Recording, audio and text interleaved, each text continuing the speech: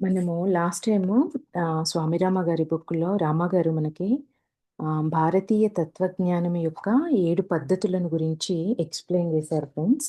అందులో రామ గారు అలహాబాద్ విశ్వవిద్యాలయానికి చెందిన డాక్టర్ రండే గారు గొప్ప ఆధ్యాత్మిక వ్యక్తిత్వం ఉన్నవారని, ఆ కాలంలో ఉన్న ఉన్నతమైన వేదాంత శాస్త్రజ్ఞులలో ఒకరని మనకి చెప్పారు.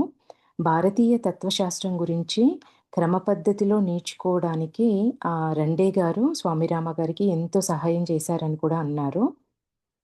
తత్వశాస్త్రము 7 విధాలుగా ఉంటుందని, దాని గురించి మనము మన భారతీయ తత్వశాస్త్రము ఆహ్, కొన్ని కొన్ని ప్రశ్నల్ని ఏ విధంగా అధ్యయనం చేయాలనేవి ఇచ్చారు. అవి రామగారు ఏమంటున్నారు ఇక్కడ అంటే 7 అంటే 7 విధానాలుగా ఈ తత్వశాస్త్రానికి సంబంధించిన ఆహ్, ప్రశ్నల్ని 7 విధాలుగా మనము అధ్యయనం చేయొచ్చు అనేది చెప్పారు. అవేంటి అనంటే, నేను ఎవరిని? నేనెక్కడి నుండొచ్చాను? ఆహ్, ఎందుకు నేనిక్కడ ఇ ఇ ఇలాంటి జీవితాన్ని నేను గడుపుతున్నాను? నా నిజ స్వరూపం ఏంటి? తక్కిన మానవులతో నా సంబంధాలు, ఇలాంటి కొన్ని ముఖ్యమైన సమస్యలు అన్నారిక్కడ రామగారు. కొన్ని సమస్యలకి అధ్యయనం చేయడానికి 7 పద్ధతులున్నాయని, ఆ 7 పద్ధతులు వేదాంగము ఒకటి, రెండోది సాంఖ్య, వైశేషికం, మీమాంస, న్యాయ మరియు బౌద్ధ మతం. ఈ 7 ఈ 7 ఈ 7 పద్ధతుల్లో ఈ ప్రశ్నలన్నింటికి నేనెవరిని? నేనెక్కడి నుంచొచ్చాను? నా నిజ స్వరూపం ఏంటి? ఇట్లాంటి వీటన్నీ ఈ ప్రశ్నలకి సమాధానాలను ఈ పద్ధతుల్లో మన తత్వశాస్త్రం ఎక్స్‌ప్లెయిన్ చేసిందని, ఒక్కొక్కటి ఒక్కో విధంగా ఈ ప్రశ్నలకు సమాధానాలు ఇందులో మనము సెర్చ్ చేసుకోవచ్చు అనేది, ఒక్కొక్కటి ఏమేమి చెప్తుంది అనేది ఎక్స్‌ప్లెయిన్ చేశారు. లాస్ట్ టైము మనము సాంఖ్య పద్ధతిలో మధ్యలో ఆగిపోయాము రావడం వల్ల. దాన్ని నేను మొదటి నుంచి అంటే మధ్యలో నుంచి కంటిన్యూ చేస్తే అర్థం అవ్వదు. నేను ఫస్ట్ సాంఖ్య విధానం గురించి మొదటి నుంచి చదువుతా ఫ్రెండ్స్. సాంఖ్య పద్ధతి ద్వైతము అంటే 2 మూల చైతన్యం ఒకటే అని కాకుండా 2 ఉంటాయి అని ఈ సాంఖ్య పద్ధతి తెలియజేస్తుంది. ఆ 2 ఏంటి అంటే ప్రకృతి, పురుషుడు అనేవి ఇవి 2 ఒకదానితో ఒకటి కలిసి ఉంటాయని. ఈ సాంఖ్య పద్ధతి ఏమని చెప్తది? ప్రకృతి, పురుషుడు 2 ఒకదానితో ఒకటి కలిసి ఉంటాయి అనేది చెప్తుంది అంటున్నారు. ఒకదానిపైన ఒకటి ఆధారపడి ఉంటాయని ఈ పద్ధతి నమ్ముతుంది. సాంఖ్య పద్ధతిలో అంతరాత్మకి మూలం 2 విధాలు. ఇది జీవాత్మ, పరమాత్మలుగా కలిసి ఉంటుంది. అంటే ఇవి జీవాత్మ, పరమాత్మగా 2 విధాలుగా కలిసి ఉంటుంది. సాంఖ్యతత్వం యొక్క తక్కిన పద్ధతులలో భగవంతుని ఉనికి అసంగతమైనది. సాంఖ్య పద్ధతి యొక్క అన్ని సిద్ధాంతాలు ప్రకృతి, పురుషుల కలయిక వలన కలిగే బాధలను, కష్టాలను తొలగించాలని నమ్ముతాయి. ఈ సిద్ధాంతాలన్నీ పురుషుడు యొక్క సదా నిర్మలమైన, సదా జ్ఞాన సంపన్నమైన, సదా స్వతంత్రమైన స్వభావాన్ని మరిచిపోయి ప్రకృతితో కలయిక చెంది కష్టాలు కలిగించుకుంటాడు. 3 తంతువులతో ఉన్న తాడులాగా ప్రకృతికి సత్వగుణం, రజోగుణం, తమోగుణం అనే 3 గుణాలుంటాయి. మానసిక క్రియలతో సహా ఈ జగత్తులో కనిపించేవన్నీ సృష్టి యొక్క 3 గుణాలు. వాటిలో అవి ఒకదానిపై ఒకటి పనిచేయటం తప్ప ఇతరమేమీ కాదు. ఇక్కడ నేను లాస్ట్ టైమ్ ఇక్కడి వరకు చదువుకున్నాం ఫ్రెండ్స్. ఇక్కడ ప్రకృతి అంటే ఏంటి? పురుషుడు అంటే ఏంటి అనంటే, ప్రకృతి అంటే సర్వ వస్తువులకు మూలమైన సహజ స్వరూపము ప్రకృతి అనేది. ఈ ప్రకృతి నుండే పురుషుడు అంటే మన చైతన్యం, కాన్షియస్‌నెస్. ఈ ఈ రెండింటి కలయికనే ఈ ప్రకృతి యొక్క ఈ ఈ తత్వం నుంచే సత్వగుణము, రజోగుణము, తమోగుణము ఈ 3 గుణాలనేవి ఈ ప్రకృతి నుంచే ఉద్భవిస్తాయి. అయితే ఈ 3 గుణాలు సమతుల్యంగా ఉన్నప్పుడు, స్టేబుల్‌గా ఉన్నప్పుడు అది ఎట్లాంటి చలనం లేకుండా అంటే అవ్యక్తంగా ఉంటుంది ఈ ప్రకృతి అనేది. ఏదైనా గుణం ఏదైనా ఒక గుణము ప్రకోపించినప్పుడు అంటే జనించినప్పుడు అప్పుడు సృష్టి ప్రారంభమవుతుంది అనేది ఈ ప్రకృతి యొక్క ఎక్స్‌ప్లనేషన్ ఫ్రెండ్స్. ఇక్కడ లాస్ట్ బీజములో అస్పష్టంగా ఉన్న వివిధ అవస్థలను సుశీల గారు ఉంటే బావుండేది. లాస్ట్ టైమ్ సుశీల గారే ఈ క్వెషన్ అడిగారు. ఆహ్, బీజంలో అస్పష్టంగా ఉన్న వివిధ అవస్థలను ఈ 3 గుణాలు ప్రత్యక్షంగా తీసుకొని వస్తాయి. ఈ 3 గుణాలు సరిసమానంగా ఉన్నప్పుడు ప్రకృతి సమతుల్య స్థితిలో ఉంటుంది. అయితే ఇక్కడ ఆహ్, దీనికి నేను ఈజీగా అర్థమవ్వడానికి నేనొక ఒక ఎగ్జాంపుల్ ఇస్తా ఫ్రెండ్స్. ఇప్పుడు ప్రకృతి, పురుషుడు అనే దానికి ఎగ్జాంపుల్‌గా ఒక విత్తనం ఉంది అనుకుందాము. ఒక విత్తనము అది ప్రకృతి. అది విత్తనంలోనే చెట్టు ఉంది, ఆకులు ఉన్నాయి, పూలు ఉన్నాయి, పండ్లు ఉన్నాయి. అన్నీ ఒక విత్తనంలోనే ఉన్నాయి. కానీ మనకు ఏం కనిపిస్తుంది? ఒక విత్తనం కనిపిస్తుంది. అయితే అది అస్పష్టంగా ఇవన్నీ అందులో ఉన్నాయి కానీ అస్పష్టంగా అందులో దాగి ఉన్నాయి విత్తనం లోపల. ఇప్పుడు వర్షము, మన సన్‌లైట్, మట్టి ఇవి 3 ఈ ఈ 3 ఇవి 3 కలిసినప్పుడు ఆ విత్తనం ఏమవుతుంది? మొలకెత్తుతుంది. మొలకెత్తి మొక్కగా చివరికి చెట్టులాగా మారుతుంది. ఆ విత్తనం ప్రకృతి అయితే, అందులో దాగి ఉన్న మూలము వర్షము, సూర్యకాంతి, పురుషుని యొక్క కాన్షియస్‌నెస్ అనుకోవచ్చు. ఇప్పుడు విత్తనాన్ని ప్రకృతి అనుకుంటే, వర్షాన్ని, సన్‌లైట్‌ని పురుషుడు అని అనుకుంటే, మొలకెత్తడము, పెరగడము అనేది సృష్టి ప్రక్రియ. అంటే విత్తనానికి పురుషుడు కలిసినప్పుడు, వర్షము, సూర్యకాంతి అనే పురుషుడి కాన్షియస్‌నెస్ కలిసినప్పుడు సృష్టి ప్రక్రియ జరిగింది. ఏంటి సృష్టి? మొలకెత్తడం, ఎదగడం, పెరగడం అనేది సృష్టి. ప్రకృతి అంటే సమస్త ప్రపంచానికి మూలమైన శక్తి. కానీ అది తనకు తానుగా ఏం చెయ్యదు. దానికి చైతన్యం పురుషుడు కలిసినప్పుడు అంటే మన కాన్షియస్‌నెస్ కలిసినప్పుడు అప్పుడు అది అంటే సృజిస్తుంది. ఆహ్, చైతన్యము కలిసినప్పుడు అనొచ్చు, స్పృశించినప్పుడు అనొచ్చు. అది ప్రకృతి కదిలి అప్పుడు సృష్టి అనేది జనిస్తుంది. ఇది సాంఖ్య శాస్త్రం యొక్క సృష్టి రహస్యం. ఫ్రెండ్స్ ఇది ఇక్కడి వరకు ఎవరికైనా నేను చెప్పింది అర్థమైందా? ఏదైనా క్వెషన్స్ ఉంటే ప్లీజ్.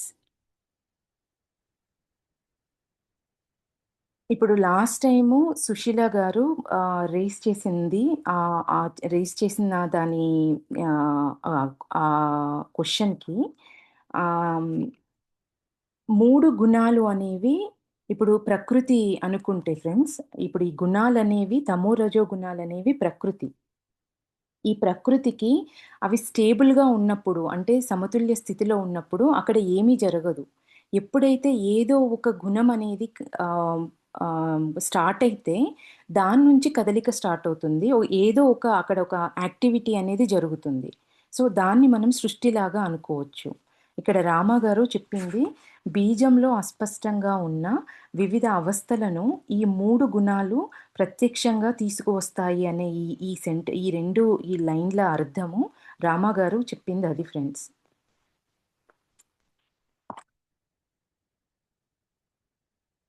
ఎవరైనా అన్‌మ్యూట్ చేసుకొని చెప్పగలుగుతారా? ప్రకృతి, పురుషుడు అనంటే, ప్రకృతి అంటేనేమో ఇప్పుడు నేనిచ్చిన ఎగ్జాంపుల్‌లో ఒక విత్తనంలాగా మనం అనుకుంటే, పురుషుడు నీరు, సన్‌లైటు, మట్టి. ఇవి కలిసినప్పుడు ఆ విత్తనంలో ఉన్న మొక్కలు, పూలు, పండ్లు ఒక సృష్టిలాగా జరుగుతుంది. విత్తనమేమో ప్రకృతి, సూర్యకాంతి, వర్షము, మట్టి ఏమో పురుషుడు. ఈ రెండింటి వల్ల ఏమైంది? సృష్టి జరిగింది. ఇక్కడ ఈ 3 గుణాలు సరిసమానంగా ఉన్నప్పుడు ప్రకృతి సమతుల్య స్థితిలో ఉంటుంది. మానసికమైన, శారీరకమైన జగత్తు సృష్టించబడి అది 24, 36 లేక 60 దశలను దాటి వెళ్తుంది. ఇందులో గోచరమయ్యే అనుభవాలన్నీ కలిసి ఉంటాయి. భారతీయ తత్వజ్ఞానం యొక్క అన్ని సాంప్రదాయాలు సాంఖ్య తత్వజ్ఞానం నుండి ఏదో ఒకటి వాటి పద్ధతుల్లో చేర్చుకున్నాయి. ఇక్కడ ఫ్రెండ్స్ ఈ 24, 36, 60 దశలు దాటి వెళ్తాయి అనంటే 24 అనేవి మన ఏమంటారు ఇవి మన తత్వాలు ప్రకృతి, బుద్ధి, అహంకారము, పంచ జ్ఞానేంద్రియాలు, కర్మేంద్రియాలు, పంచ తన్మాత్రలు, పంచభూతాలు, మనస్సు, ఇవన్నీ 24 తత్వాలు ఫ్రెండ్స్. దాని తర్వాత 36 అంటే వెళ్తూ వెళ్తూ ఇది ట్రావెల్ చేసే ఈ సాంఖ్య పుట్టినప్పటి నుంచి అది గడుస్తున్న కొద్దీ కొన్ని కొన్ని యాడ్ అవుతూ వచ్చాయి అనేది ఇక్కడ రామగారు చెప్తున్నారు. 24 తత్వాల తర్వాత దానికి మళ్ళీ 36 తత్వాలు యాడ్ చేశారు.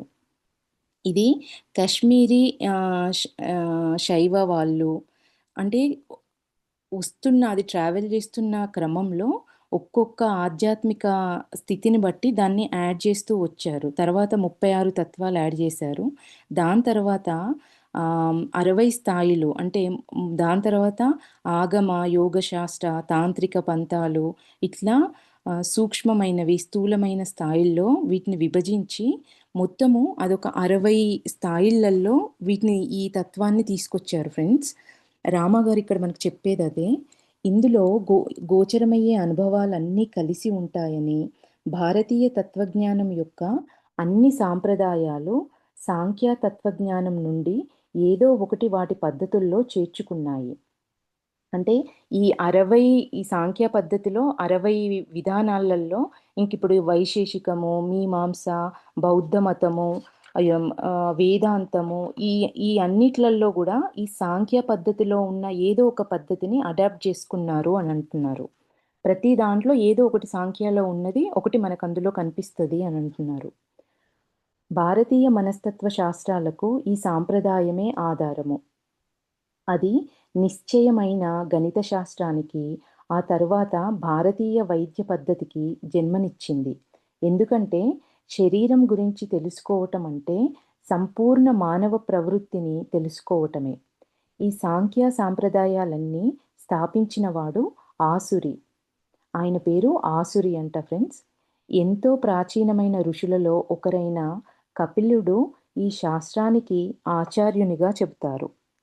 తరువాత క్రీస్తు శకం 3వ శతాబ్ద ప్రాంతంలో తత్వజ్ఞానాన్ని సాంఖ్య కారికలలో ఒక క్రమపద్ధతిలో పెట్టిన ఈశ్వర కృష్ణ వస్తారు. దీన్ని ఈ మార్పులు చేర్పులు చేస్తూ వచ్చిన వాళ్ళ పేర్లు చెప్తున్నాడు ఇక్కడ. నెక్స్ట్ వైశేషిక. శరీరం యొక్క జగత్తు యొక్క భౌతిక రసాయనిక శాస్త్రాల గురించి ఈ తత్వజ్ఞానం వ్యవహరిస్తుంది. ప్రత్యేకమైన మూల వస్తువులు, వాటి పరమాణువులు మరియు వాటిలో వాటికి ఒకదానిపై ఇంకో దాని ప్రభావాన్ని చర్చిస్తూ ధర్మమే తన తత్వజ్ఞానం యొక్క విషయమని, అది ఈ జన్మలో ఉన్నతిని, వచ్చే జన్మలో ఎంతో మంచికి మానవాళిని నడిపిస్తుందని కనాద మహర్షి క్రీస్తు శకం 300 సంవత్సరంలో అన్నారు. ఈ తత్వజ్ఞానము 9 విషయాలను చర్చిస్తుంది. ఈ వైశేషిక అనే తత్వజ్ఞానము 9 విషయాలను చర్చిస్తుందంట ఫ్రెండ్స్.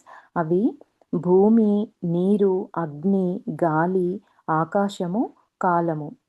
కాలము పరిమాణాలు, మనస్సు మరియు ఆత్మ. వాటి సంబంధాలను కూడా చెప్తుంది. పరిమాణాలను, మనస్సును మరియు ఆత్మ యొక్క సంబంధాలను కూడా చెప్తుంది. క్రీస్తు శకం 400 సంవత్సరంలో ప్రశస్త పాదుడు దీన్ని విస్తరింపజేశారు. నెక్స్ట్ మీమాంస. మీమాంస అనే ఈ పద్ధతిని జైమిని అనే ఆయన స్థాపించారు. ఈ పద్ధతిలో వేదాలు అంతరజ్ఞానాన్ని వెల్లడి చేస్తున్న పవిత్ర లిఖితాలుగా అంగీకరింపబడ్డాయి. క్రియ ద్వారా మోక్షప్రాప్తిని ఈ పద్ధతి నమ్ముతుంది. అంటే క్రియ ద్వారా అంటే కొన్ని క్రియలు ఉంటాయంట, దాని ద్వారా మోక్ష ప్రాప్తిని ఈ పద్ధతి నమ్ముతుంది, ఈ మీమాంస అనే పద్ధతి. ఇది కర్మ సిద్ధాంతంలోనికి విస్తరించిన కర్మకాండ, ఆరాధన, నైతిక ప్రవర్తనల యొక్క ప్రయోజనత్వాన్ని సవివరంగా నిర్ణయించింది. భాషోత్పత్తి శాస్త్రాన్ని, సాహిత్య శాస్త్రాన్ని సమర్థించే వ్యాకరణవేత్తలను, తార్కికులను ఈ సాంప్రదాయం ఆక్షేపిస్తుంది. భాషోత్పత్తి శాస్త్రం అంటే లింగ్విస్టిక్ అని అనొచ్చు ఫ్రెండ్స్. ఇది క్రియాతత్వాన్ని నమ్మే సంప్రదాయం. జైమినిక్ జీవితకాలం బహుశా క్రీస్తుపూర్వం 400 అయి ఉండొచ్చు. నెక్స్ట్ న్యాయతత్వం. ఈ సంప్రదాయం ప్రాచీన ఋషులలో ఒకరైన గౌతమునిచే స్థాపించబడింది. ఇది తార్కికుల వర్గం. తార్కిక విచారణకు సంశయం ఆవశ్యకమని ఈ సంప్రదాయం భావిస్తుంది. చర్చలకు నిబంధనలను వివరిస్తుంది. భారతీయ తత్వజ్ఞానం యొక్క అన్ని సాంప్రదాయాలు ఈ రోజు వరకు తర్కముతో కూడిన ఈ న్యాయ పద్ధతిని అనుసరిస్తాయి. 16వ శతాబ్దంలో ఇది ఇంకా విస్తరింపబడింది. ఇప్పుడు నూతన తర్కమని పిలువబడుతుంది. ఈ నూతన తర్కం పాశ్చాత్య దేశాల గణిత తర్కశాస్త్రంలాగా సంకీర్ణమైనది. నెక్స్ట్ బౌద్ధ మతం. సాంఖ్యతత్వం యొక్క స్థాపకులలో ఒకరైన కపిలముని ప్రాచీనాశ్రమ ప్రాంతంలో కపిలవస్తు నగరంలో 2600 సంవత్సరాలకు ముందు గౌతమ బుద్ధుడు జన్మించాడు. ఆదర కలమ అనే గురువు వద్ద గౌతముడు ఈ తత్వశాస్త్రం గురించి చాలా లోతుగా చదివి ఆ తరువాత ఆయన 4 దివ్యమైన సత్యాలను కనుగొన్నాడు. గౌతమ బుద్ధుడు ఆదర కలమ అనే గురువు వద్ద ఈ సాంఖ్యతత్వం యొక్క ఈ తత్వశాస్త్రం గురించి చాలా లోతుగా చదివి ఆ తరువాత ఆయన 4 దివ్యమైన సత్యాలను కనుగొన్నారంట ఫ్రెండ్స్. ఒకటి దుఃఖం అనేది ఉంది, దుఃఖానికి ఒక కారణం ఉంది. మొదటిది దుఃఖం అనేది ఉంది, రెండోది దుఃఖానికి ఒక కారణం ఉంది, మూడోది ఈ దుఃఖాన్ని నిశ్శేషంగా నిర్మూలించుకోవచ్చు, నాలుగోది దుఃఖాన్ని నిర్మూలించుకోవడానికి మార్గాలున్నాయి. ఈ 4 ఉన్నతమైన సత్యాలు పతంజలి యోగశాస్త్రంలో ముందే కనిపించాయి. కానీ బుద్ధుడి నిస్వార్థ పరాయణత సిద్ధాంతంలో తేడా కనిపిస్తుంది. నేతి అంటే ఇది కాదు, అది కాదు అనే మాట ప్రాచీన ఋషులు పూర్తిగా అర్థం చేసుకున్నారు. బుద్ధుడు అప్రత్యక్ష లేక ప్రత్యక్ష చింతనలలో పాల్గొనడానికి నిరాకరించేవాడు. భగవంతుని ఉనికి గురించి ఆయన చర్చించేవాడు కాదు. నిర్వాణ తర్వాత బౌద్ధులు ఉంటారా లేదా అన్న ప్రశ్నకి అతను సమాధానం చెప్పేవాడు కాదు. అలాంటి ప్రశ్నలు ఆలోచించడానికి కూడా యోగ్యమైనవి కావని ఆయన అన్నాడు. జ్ఞానవంతుడైన ఎంతో అనుభవం ఉన్న గురువు అయిన ఆయన తన శిష్యులు శ్రేష్టమైన ధర్మ విచారణ వైపు నడిపించే సరైన అభ్యాసం చేయాలని అనుకున్నారు. అంటే ఇక్కడ రామాగారు ఏమంటున్నారంటే ఇవన్నీ మాటలతో చర్చించే విషయాలు కావు, స్వయంగా తన సొంత అనుభవంతో అనుభవించాల్సినవి. ఇట్లాంటి మాటలు అసలు మాట్లాడుకోవడానికి కూడా ఉపయోగం లేదు అనేది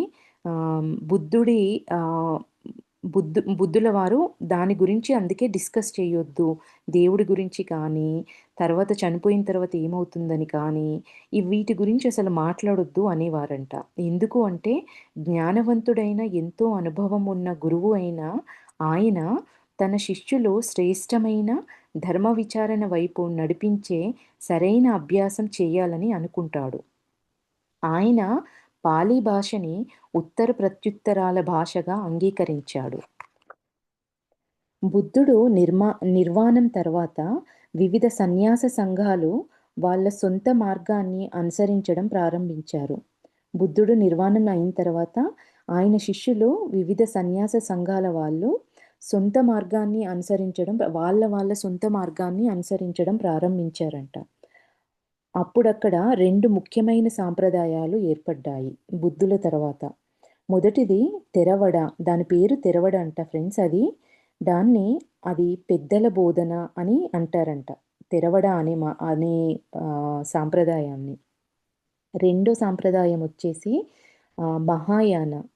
ఇది బౌద్ధ మతం యొక్క వ్యవహారిక తత్వ సాంప్రదాయం.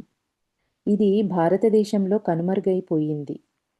ఈ 2 మార్గాల మధ్య చారిత్రాత్మకంగా, ఉపదేశపరంగా ఉన్న ముఖ్యమైన తేడాల గురించి గొప్ప పుస్తకాలు వ్రాయబడ్డాయి.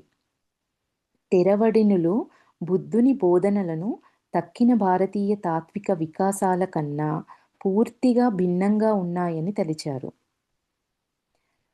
పాలీ భాషలో ఎక్కువ తాత్విక చింతన వికసించకపోయినా పవిత్ర గ్రంథాలను చదివే సాధనంగా పాలీ భాషనే ఉంచుకున్నారు. బుద్ధులు ఆయన జ్ఞానాన్నంతటిని సంస్కృతంలోకి దాన్ని ట్రాన్స్లేట్ చేస్తా అంటే ఆయన ఒప్పుకోలేదంట ఫ్రెండ్స్. ఎందుకు అనంటే ఈ ట్రాన్స్లేట్ చేసే క్రమంలో మార్పులు చేర్పులు జరిగే అవకాశం ఉంది అని చెప్పేసి పాలీ భాషలోనే ఆయన ఆయన బోధనలన్నీ అదే భాషలో ఉంచారంట. బుద్ధుని వాళ్ళ తెరవడినులు జ్ఞాన గురువుగా భావించి ఆయన గౌరవార్థం అందమైన విగ్రహాలతో ఉన్న దేవాలయాలను నిర్మించారు. ఈ రెండు సాంప్రదాయాలుగా విడిపోయిన తర్వాత ఎవరైతే తెరవడినులు అనే వాళ్ళు ఉన్నారో వాళ్ళు బుద్ధుణ్ణి జ్ఞాన గురువుగా భావించి ఆయన కోసం విగ్రహాలను, దేవాలయాలను నిర్మించారంట. ఇప్పటికీ ఈ దేవాలయాలలో పురాతన హిందూ పద్ధతులలో పూజలు జరుగుతున్నాయి. అయినప్పటికీ వీరు బుద్ధుడిని రక్షకుడుగా ఒప్పుకోరు. వారు తమ జ్యోతిని తామే స్వయంగా కనుక్కొని అప్పుడు జ్ఞానాన్ని పొంది చివరికి అనత్తను చేరుకుంటారు. ఈ అనత్త అనేది పాలీ భాష. అంటే ఎన్లైట్మెంట్‌ను పొందుతారనుకుంటా. మహాయాన సాంప్రదాయం తక్కిన భారతీయ తాత్విక సాంప్రదాయాలతో తర్కించి సంస్కృత భాషలోని సరళత్వాన్ని స్వీకరించడానికి నిర్బంధించబడింది. అంటే సంస్కృత భాషలోని సరళత్వాన్ని స్వీకరించడానికి నిర్బంధించబడింది. ఏది ఈ రెండో మహాయాన సాంప్రదాయం వాళ్ళు సంస్కృత భాషలోకి స్వీకరించడానికి నిర్బంధించబడింది అంటున్నారు. అంటే తీసుకోలేదు అంటున్నారు. మహాపండితులలో ఒకరైన నాగార్జునుడు శూన్యాన్ని వర్ణిస్తూ అది ఏమీ లేనిదని అంటాడు. విజ్ఞానవాదిని సాంప్రదాయం యొక్క ఆలయ విజ్ఞానం దైవికమైన ఆత్మ. ఇక్కడ నాగార్జునుడు శూన్యాన్ని వర్ణిస్తూ అది ఏమీ లేదని చెప్తారంట. విజ్ఞానవాదిని సాంప్రదాయం యొక్క ఆలయ విజ్ఞానం దైవికమైన ఆత్మ. బుద్ధుడు భగవంతుని యొక్క 9వ అవతారంగా హిందువులు అంగీకరించారు. ఆధ్యాత్మిక పిలుపు ఉన్నత వ్యక్తికి మానవజాతికి ఉన్నట్టి భక్తి యొక్క అవసరాన్ని బౌద్ధులు అర్థం చేసుకొని నెరవేర్చలేకపోయారు.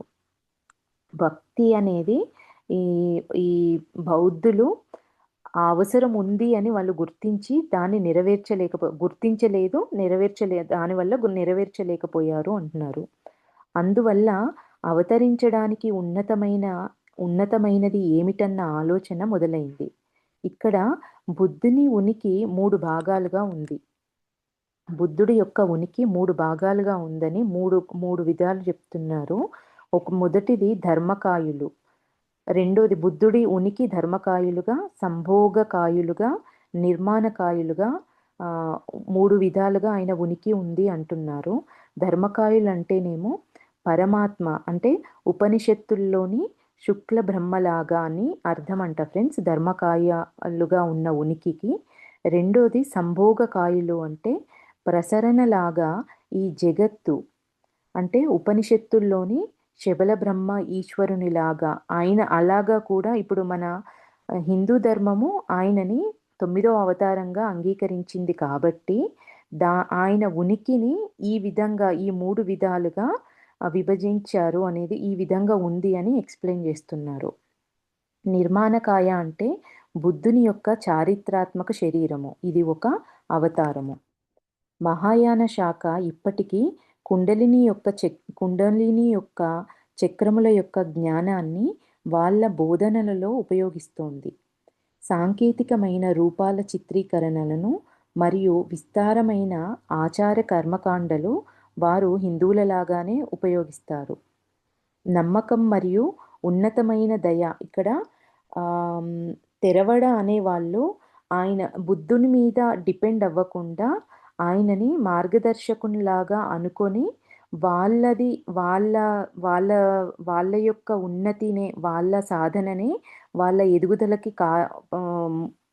ముఖ్యము అని చెప్పేసి, వాళ్ళ ఎదుగుదల వాళ్ళ సాధన వల్లనే వాళ్ళు ఎదుగుతారు అని చెప్పేసి వాళ్ళు నమ్మారంట. తెరవడ అనేవాళ్ళు. కాకపోతే వాళ్ళు బుద్ధుల వారికి ఆలయాలను, విగ్రహాలను ప్రతిష్ఠించారు. ఇక్కడ రెండో వాళ్ళు మహాయాన వాళ్ళు వీళ్ళేమో మన హిందూ ధర్మంలో ఉన్నట్టుగా కుండలినీని, చక్రాలను, ఆహ్, ఈ సాంకేతికమైన రూపాల చిత్రీకరణను, ఆచార కర్మకాండలను హిందువుల్లాగానే ఉపయోగిస్తారు అంట. నమ్మకం మరియు ఉన్నతమైన దయగల వ్యక్తికి ఆధీనులవ్వడం హిందూ పవిత్ర గ్రంథాలను నేర్పినట్లుగానే అభ్యాసం చేస్తారు వీళ్ళు. ఎవరు? ఈ మహాయాన వాళ్ళు. బుద్ధుని స్వీయ మార్గము, బోధనలు ప్రాథమికంగా సన్యాసుల కోసం కానీ, తక్కిన పురాతన బోధనలలాగా కానీ, బౌద్ధమతం చాలామంది ప్రజలలో ఒక జీవన మార్గం అయింది. ఈ మార్గాన్ని అవలంబించడం ద్వారా వ్యక్తి కోరికల దాహానికి దారితీసే అజ్ఞానాన్ని నాశనం చేయగలుగుతాడు. అప్పుడే వ్యక్తి విచారం, దుఃఖం, బాధల నుండి విముక్తిని పొందగలుగుతాడు. వాస్తవికత సత్యము యొక్క వివిధ దశలలో ఈ 7 పద్ధతులు వ్యవహరిస్తాయి. అవి సర్వోత్కృష్టమైన గమ్యాలని పవిత్రంగా ఎంచి దీని కారణంగా కొన్ని మూల అవసరాలను అంగీకరిస్తాయి. అందుచేత భారతీయ సాహిత్యంలో సర్వాంగీకారమైన రామాయణ, మహాభారతం వంటి మహాకావ్యాలు ఈ 7 పద్ధతులను ప్రామాణికమైనవిగా నమ్ముతాయి.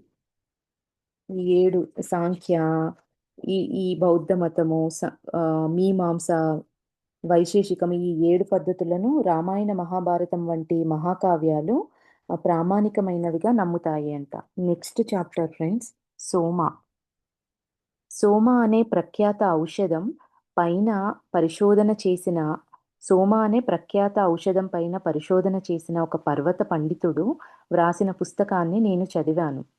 హిమాలయ వైద్యులు, సోమ అంటే ఫ్రెండ్స్ ఇక్కడ ఇది మనం అమృతము అని అంటారు. హిమాలయ వైద్యులు వాళ్ళ ఆరాధనలలోనూ, ఆచార కర్మకాండలలోనూ దీన్ని ఉపయోగించేవారు. వేదాలలో కొంత భాగం ఈ ఔషధం గురించి, దీన్ని ఎలాగ ఉపయోగిస్తారు, ఈ పదానికి అర్థం అది. ఇక్కడ రామగారు దీన్ని ఔషధం అని అంటున్నారు ఫ్రెండ్స్. వేదాలలో కొంత భాగం ఈ ఔషధం గురించి, దీన్ని ఎలాగ ఉపయోగిస్తారు, దీన్ని తయారు చేసే పద్ధతి, అది ఎక్కడ పెరిగేది మొదలగు విషయాలు చెప్తుంది. ఆ పుస్తకము నా మనస్సులో తెలుసుకోవాలన్న తపన రేపింది. నేను ఆ రచయితను కలిశాను. ఆ రచయిత హిమాలయ పర్వతాలలో ఉండే ఒక ప్రఖ్యాత ఔషధీ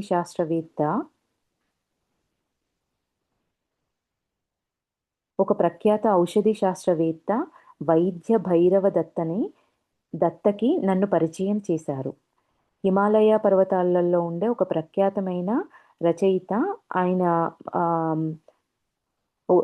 ఆ రచయిత హిమాలయాల పర్వతాలలో ఉండే ఔషధి శాస్త్రవేత్త అయిన వైద్య భైరవ దత్తకి రామగారిని పరిచయం చేశారంట. సోమ గురించి కూలంకషంగా తెలిసిన ఒకే ఒక సజీవమైన వ్యక్తిగా ఆయన ఎంచబడ్డారు. ఇప్పుడు ఆయన లేరు, కానీ ఆయన స్థాపించిన కేంద్రము, ప్రయోగశాల దేశంలోని అనేక ప్రాంతాలకు ఔషధాలను సరఫరా చేస్తూనే ఉంటాయి. ఆయన వైద్య భైరవ దత్త వేదాలను కూడా బాగా ఎరిగిన వ్యక్తి. ఈ ఔషధీ శాస్త్రవేత్త ఔషధాన్ని తీసుకువచ్చి అది ఎలాగ ఉపయోగించాలో నాకు చెప్తారని మాట ఇచ్చారు.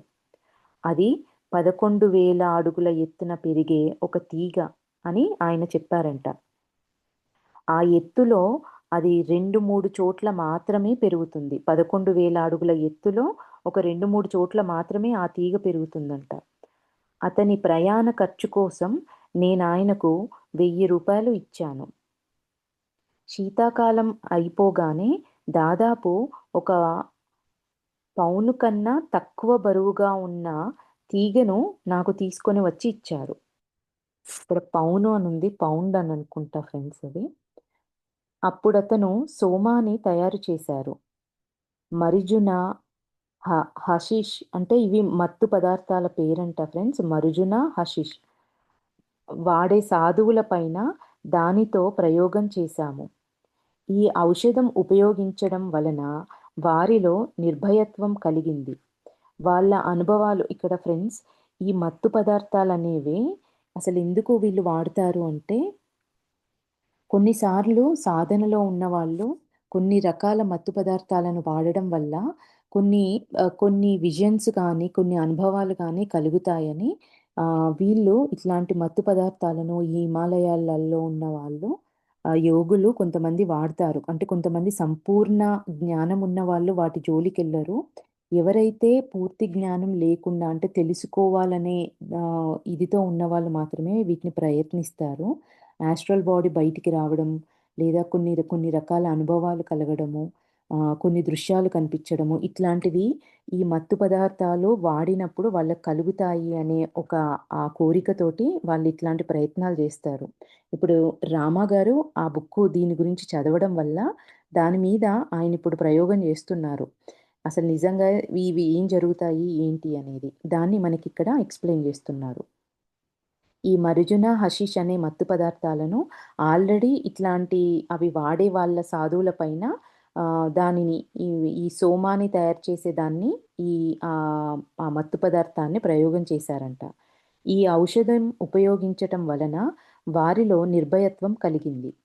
వాళ్ళ అనుభవాల వర్ణన ఒక విధమైన మత్తు కలిగించే కుక్క గొడుగులను తినే పాశ్చాత్యుల అనుభవాలలాగా ఉంది. ఇక్కడ ఇది నాకు తెలిసి పుట్టగొడుగులు అంటే మష్రూమ్స్ అనుకుంటా ఫ్రెండ్స్. పుట్టగొడుగులనే అంటారు కదా ఫ్రెండ్స్. ఇక్కడ వీళ్ళు కుక్క గొడుగులు అన్నారు. ఎవరైనా ఒకరు అన్మ్యూట్ చేసుకొని చెప్పండి.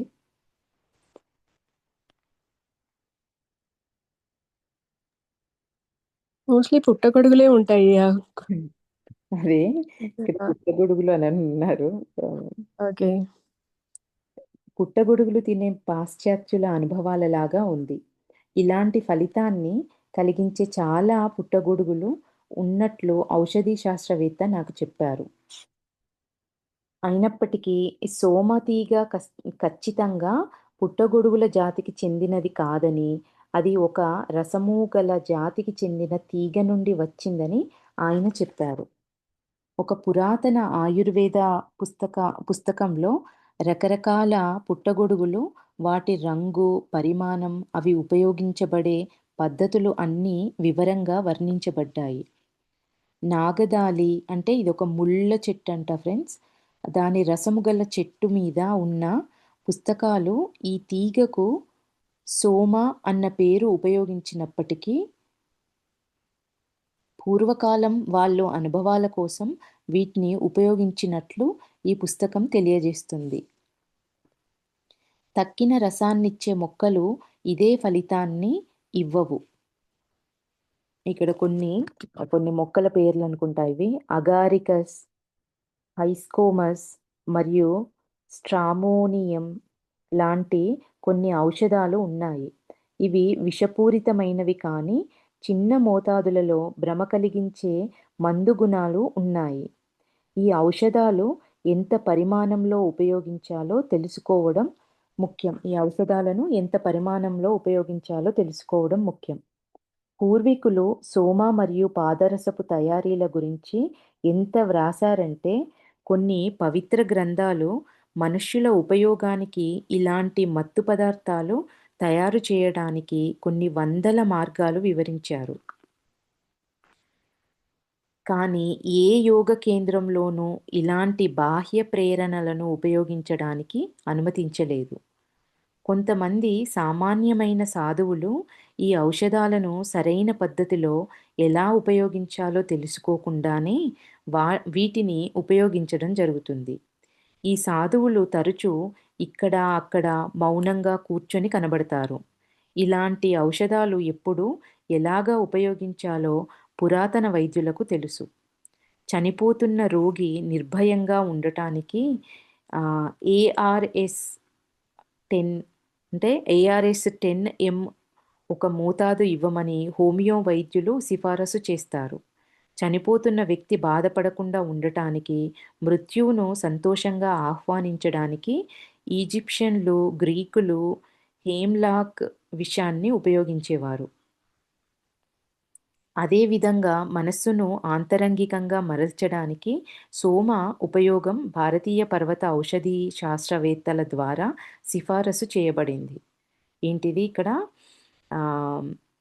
మనస్సును ఆంతరంగికంగా మలచడానికి ఈ సోమ ఉపయోగము భారతీయ పర్వత ఔషధీ శాస్త్రవేత్తల ద్వారా సిఫారసు చేయబడిందంట. ఈ ఈ సోమ అనే ఈ ఈ మత్తు పదార్థం పురాతన ఆర్యుల యొక్క మతపరమైన కార్యాలలో కార్యాలలో భాగమైన కర్మకాండలలో ఈ ఔషధాన్ని వారు జతకలిపారు. యోగశాస్త్ర సంగ్రహీత అయిన పతంజలి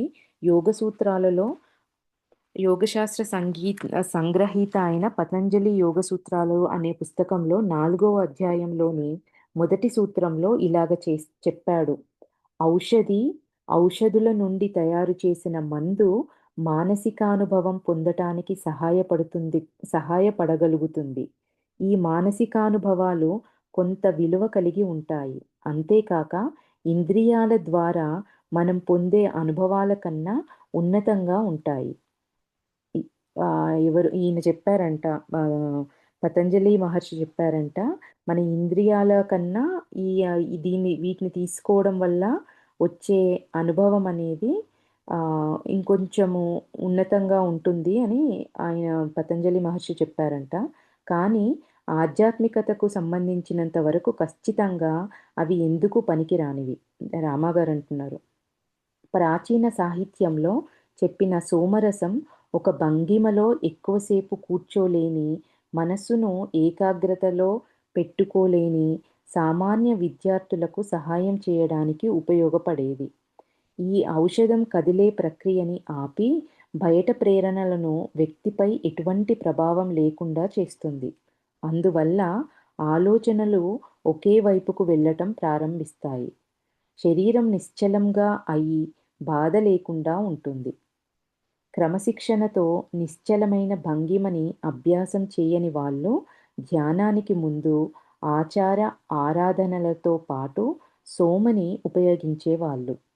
ఈ రోజులలో మత్తు పదార్థాలంత సులువుగా ఇది లభ్యమవదు. ఒక ప్రత్యేకమైన పరంపరకి చెందిన ఔషధీ శాస్త్రజ్ఞులు ఈ ఔషధ ఉపయోగాన్ని పరిమితం చేసి అదుపులో ఉంచారు. ఈ శాస్త్రజ్ఞులు అనేక ఔషధాల ఉపయోగాలపై పరిశోధనలను, ప్రయోగాలు చేస్తూ వాళ్ళ జీవితమంతా గడిపారు. వైద్య భైరవ దత్త ప్రకారం మంత్రాన్ని ఉపయోగిస్తూ ఈ మత్తు పదార్థాలనివ్వడం సామాన్య అభ్యాసంగా ఉండేది. ఉపవాసంతో, తక్కిన నిష్టలతో, ఏకాంతంలో ఒక నిపుణుని మార్గదర్శకత్వంలో ఈ మంత్రాలు ఉపయోగిస్తారు. ఒక సాధువుల తెగ ఈ జ్ఞానాన్ని సంరక్షిస్తూ ఉంటుంది. నిష్టలను అభ్యాసం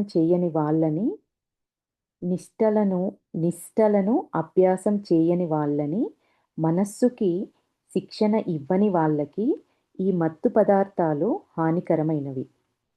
అవి నాడీ మండలాన్ని నష్టపెట్టవచ్చు. ముఖ్యంగా సున్నితమైన నాడులను కలతపెట్టవచ్చు. మతిభ్రమణ కలిగి మానసిక రోగిలాగా మారవచ్చు. మత్తు పదార్థాలు ఉపయోగించిన వాళ్ళపై ఆ మత్తు మందుల ప్రభావాన్ని నేను పరీక్షించాను. వాళ్ళ ప్రవర్తనలో ఎటువంటి ఆధ్యాత్మిక లక్షణాలు నాకు కనిపించలేదు. వాళ్ళకి అసాధారణమైన అనుభవం కలిగి ఉండవచ్చు, కానీ తరువాత ప్రతికూలమైన ప్రభావం, హానికరమైన ప్రతిచర్య ఉన్న అనుభవం అనేది ఉంది. దీనివల్ల ఏ లాభము? మనస్సు సిద్ధంగా లేకపోవడము, ఆహార నియమాలు సరిగ్గా పాటించకపోయినా సుదీర్ఘమైన మందత్వము ఈ మత్తు పదార్థాల వల్ల కలిగే సామాన్య లక్షణం. సోమరసం తీసుకున్నప్పుడు మంచి ఆహారం, ప్రశాంత వాతావరణం, మంత్ర మార్గదర్శకత్వం ముఖ్యమైన అంశాలుగా ఉండేవి. ఆయన స్వయంగా ఈ సోమరసాన్ని ఉపయోగించినట్లు ఈ ఔషధి శాస్త్రజ్ఞుని ద్వారా నేను విన్నాను. నిజానికిది పూర్వీకులు ఉపయోగించిన సోమనా లేక ఇంకేదైననా అని తెలుసుకునే మార్గం నాకు లేదు. దానికి ఎంతో సుఖాన్నిచ్చి, ఉత్సాహపరిచే ప్రభావం ఉందని, కానీ దాన్ని క్రమం తప్పకుండా ఉపయోగిస్తే ప్రతిఘాత చర్య ప్రభావంలాగా అది విచారాన్ని కలిగిస్తోందని ఆయన నాతో అన్నారు. ఇలాంటి ఔషధాలు మరల మరల ఉపయోగిస్తుంటే అవి మానసికమైన అలవాటుకు దారితీస్తుందని నిర్ణయానికి ఆయన వచ్చారు. ఇది చాలా బాగుంటుంది. నీకు ఇలాంటి అనుభవం ఇంతకు ముందు ఎప్పుడూ కలిగి ఉండదు అంటూ నన్నొకసారి దానిని తీసుకోవడానికి ప్రయత్నించమని ప్రోత్సహించారు. ఆయనొక రోజు పొద్దుట 8 ఔషధాలు కలిపిన రసాన్ని, ఈ 8 ఔషధాలు ఎత్తైన పర్వతాలలోనే కనిపిస్తాయని బ్రాకెట్‌లో ఇచ్చారు. తయారు చేసి దాంట్లో సోమతీగల రసాన్ని కలిపారు. 8 ఔషధాలు కలిపిన రసంలో ఈ సోమతీగ రసాన్ని కలిపారంట. ఆ మిశ్రమాన్ని ఇద్దరం త్రాగాము. ఆయన, స్వామి రామగారు ఇద్దరు త్రాగారంట.